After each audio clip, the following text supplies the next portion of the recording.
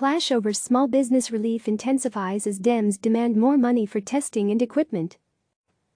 The battlelines on Capitol Hill over the next round of emergency funding are hardening amid dire warnings that a popular small business relief program could soon run out of money without the quick intervention of Washington.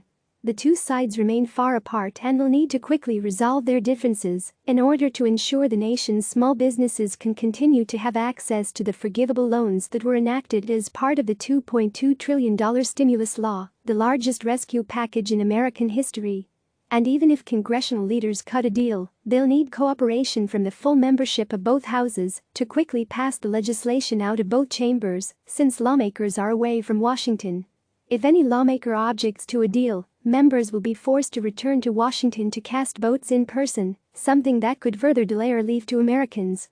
Democrats say a host of pressing matters must be addressed while increasing money to the small business loan program.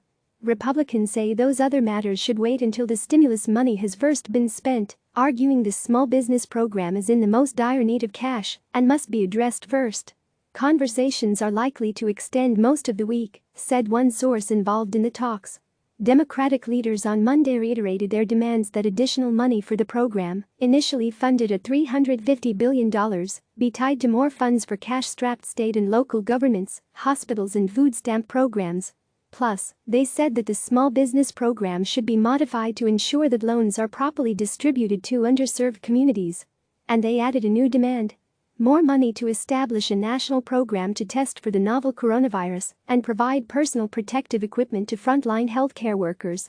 Finally, we all desire an end to the shutdown orders so we can get Americans back to work and back to normal, Senate Minority Leader Chuck Schumer and House Speaker Nancy Pelosi said in a statement.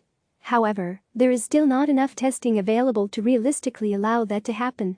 We Democrats demand adequate funding for the production and distribution of national rapid testing and personal protective equipment. It cannot wait.